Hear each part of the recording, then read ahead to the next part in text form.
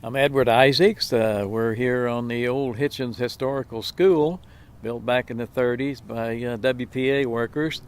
And we recently located an old coal mining or a clay mining dinky.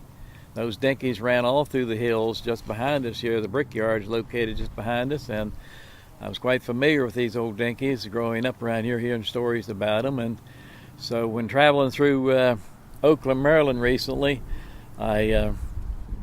I saw this sitting in front of a machine shop up there. I quickly turned around and talked to the folks there about it. And I said, would you consider selling that? We got a historical place to put it where they did clay mining, and the historical school, we're restoring it for the future, and this would go well with the area. Many of them people earn their living working in the brickyard and clay mining and coal mining as well. Yes, I do. They told me the original. It's kind of a unique story in itself too.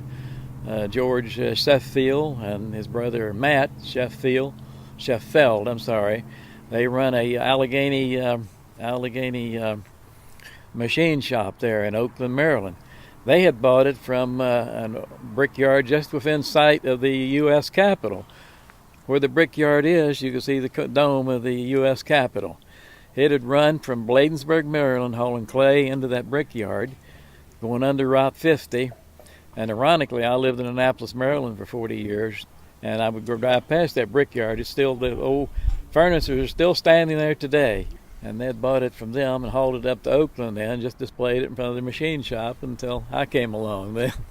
It would be a narrow gauge, yeah. Regular steam engines or regular freight trains would not run on these lines. These hills back in here were full of those lines, these rail tracks, when I was growing up, and had some of the hauling cars back in there too. We kids would go up in there and play for hours on those old hauling cars, pushing them around, work hours putting one on the track and go about 1,000 feet, and then jump the track, and then work more hours putting it back on.